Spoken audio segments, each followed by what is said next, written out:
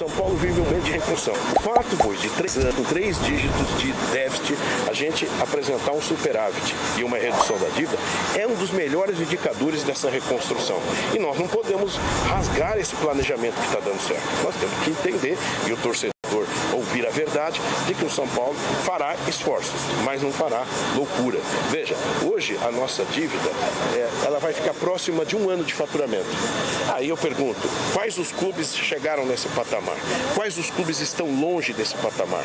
Então isso é importante, para que amanhã mais tarde o São Paulo não seja obrigado a sentar com o empresário, com a corda no pescoço e entregar o São Paulo.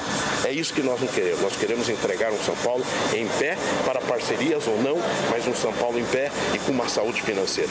Eu sempre brinco que quando nós assumimos, o São Paulo tinha um valor de uma ação fictícia, eventual, uma ação na Bolsa. Hoje essa ação tem um potencial de mais de 400% pelos resultados obtidos dentro e fora do campo. Dentro do campo, ganhamos um título em 2021 que nos tirou de uma fila. E eu sempre brinco, dizendo o seguinte, quando um co-irmão que estava na fila ganhou um título regional, parou o Brasil em comemoração. Então o São Paulo tem a mesma conotação da sua importância naquele momento histórico. Depois chegamos a 2 finais e a uma semifinal de Copa do Brasil. E esse ano começou a mal no regional. Quem sabe melhora no decorrer e no resto da temporada. Não é nenhuma informação daquelas, nem uma constatação, mas são fatores que contribuem para a mudança desse esquema. Por quê? Porque, de fato, o sistema contra os times mais fracos do Paulista não funcionou e porque ele vai ter o reforço de jogadores de outro setor, como a defesa que ele não teve. Ele jogou o Campeonato Paulista inteiro com 2 zagueiros. Com as voltas do Arboleda e do Diego Costa, com um bom campeonato do Beraldo, com um bom desempenho, o desempenho razoável do Alan Franco. E eu só digo isso porque foi assim que o São Paulo fez o ano passado sob o comando do Rogério. Ele jogou o Paulista no 4-2-4, tomou um cacete do Palmeiras, perdeu para o Flamengo por 3-1 e passou a jogar com 3 zagueiros. Talvez ele passe a jogar com 3 zagueiros antes de tomar a próxima porrada. Como ele tem 20 dias e os zagueiros estarão à disposição, é muito provável, até pelas questões das contusões dos laterais principais, Igor Vinícius e o Wellington, que ele vá jogar com os 3 zagueiros. É quase uma obviedade, né? O que não é assim, Rogério, você vai ter que jogar com 3 zagueiros. É uma evidência e também uma questão que o setor mais reforçado que ele terá depois desses 20 dias será justamente a zaga. Deu para entender? Deu para entender. Eu não sei. Muito diferente do Corinthians, né? Do pós-eliminação. Porque as questões do São Paulo estão todas concentradas no campo, na relação do técnico com os jogadores, nas contusões, no time de futebol. A questão política está em segundo plano, porque o Casares viabilizou politicamente o que interessava ele no ano passado, que é a tentativa de reeleição. A oposição do São Paulo é muito frágil e as questões do São Paulo são no campo. Então ali é discutíveis. Ele, antes de falar com o Hernan, antes de responder a primeira pergunta, disse: eu fiquei em silêncio porque é hora de trabalhar mais e falar menos. Só que, no caso, o presidente do clube, a direção do clube, numa situação dessa, ou em situações dessas, que é no plural que a gente tem que falar, tem obrigação de esclarecer algumas coisas. Ele passou pelos temas, esse tema da discussão do Rogério com o Marcos Paulo, o pós-reunião de jogadores com o Rogério. Normal, acho que não é, porque não é a primeira vez, né? Talvez tenha ficado usual, mas normal não é. E acho que a expectativa é saber que se depois dessa reunião com os jogadores e o treinador, a comissão técnica, a volta aos treinos, chegada de alguns jogadores, recuperação de outros e um novo sistema tal de futebol é outra coisa, é o oposto do Corinthians. O Corinthians sabe exatamente qual o time que vai jogar na próxima partida dele, tal, quem vai ser o treinador, quem vai ser o capitão, quem vai ser... O São Paulo não sabe nada, é uma grande interrogação, inclusive a relação técnica e jogadores. Agora deixei uma pergunta no ar que vocês não responderam. Haveria motivos para trocar de técnico nesse momento?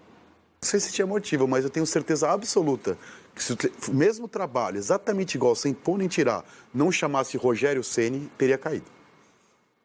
Não tenho a menor dúvida disso. Pelo tamanho do Rogério no São Paulo. Para o ajuste de rota do time, esse seria um momento do São Paulo, esse seria um momento para trocar de técnico? Eu não vejo no mercado um treinador sobrando. Esse é o problema. Eu não estou dizendo que eu trocaria. O que eu estou dizendo é que o Crespo caiu por muito menos e foi campeão. E esse ano o time do São Paulo, quem montou, quem pediu foi ele. Ele pediu, o Rogério pediu. O trabalho dele no São Paulo está longe de ser bom e gerir grupo faz parte do trabalho do treinador. O treinador não é uma coisa à parte do planeta, assim, eu só vejo tática. Esse episódio com o Marcos Paulo é um episódio que mostra que ele é um péssimo gestor de grupo, o Rogério, não é de hoje. Eu só ver como ele saiu do Cruzeiro, do Flamengo, como as pessoas falavam, o Flamengo vazava internamente, né? Era fogo amigo ali do departamento de scout, que vazava jogador que nem ia jogar. No Cruzeiro foi público, né, o que os jogadores falavam, Dedé, Thiago Neves, e no São Paulo o Marcos Paulo. Foi um episódio agora. Agora, o Rogério é muito grande no São Paulo. Tem dois casos no Brasil. O Renato no Grêmio e o Rogério no São Paulo, que são maiores que a diretoria, que o Grêmio, pelo que eles fizeram como jogador. Eu até acho que o Rogério como treinador é melhor que o Renato. Não acho que ele é um mau treinador. O que eu acho é que o trabalho dele no São Paulo, o que ele fez no São Paulo, para com os últimos 10 treinadores do São Paulo, teria caído por menos, já teria caído. Nesse momento. Hora de falar sobre o São Paulo, vários nomes de possíveis reforços sendo especulados, mas antes preciso contar para vocês sobre o papo que eu tive com o Cuca. Na semana passada, o jornalista André Hernan contou que pessoas próximas ao Cuca avisaram ao São Paulo que ele pretende voltar ao Morumbi. Rogério Ceni sendo demitido, o Cuca seria contratado para tentar colocar o São Paulo nos trilhos. Procurei o Cuca para saber como é que ele via essa questão e o Cuca disse o seguinte, abre aspas, não falei com ninguém, não dei entrevistas a ninguém e nem falei com nenhum amigo próximo sobre isso. O treinador continua, e eu não iria para o São Paulo mesmo se fosse chamado por causa da amizade e do respeito que eu tenho com o Rogério Ceni. Falei, Cuca, posso revelar essa nossa conversa? Cuca disse que sim, afirmou que está super focado num projeto social que ele tem em Curitiba, treinador que deixou de trabalhar no fim da temporada passada quando saiu do Atlético Mineiro. Então o Cuca está garantindo que ainda que o Rogério Ceni seja demitido e ele seja chamado, não aceitará o convite. Quero fechar o vídeo para falar sobre o São Paulo, que está no mercado e pretende contratar de 4 a 5 reforços até 3 de abril, prazo em que se encerra a primeira janela de transferências do futebol brasileiro. Quem não contratar até essa data vai ter de esperar até julho. E a janela da metade do ano tem apenas um mês de duração. Por que o São Paulo decidiu ir às compras nesse momento? Por causa das lesões. As prioridades de reforço no São Paulo hoje são um zagueiro para a vaga do Ferrarese, um meio atacante para o lugar do Galopo, um lateral esquerdo para o lugar do Wellington e 1 ou 2 atacantes. Um atacante por conta das dificuldades com Caleri e Erisson machucados, e o outro atacante chegaria se o Pedrinho de fato não ficar. Pedrinho se envolveu em uma acusação contra si da ex-namorada por agressão e o São Paulo cogita a possibilidade de rescisão do contrato. O departamento médico é o grande responsável pela necessidade de mais reforços, esse pacotão do São Paulo.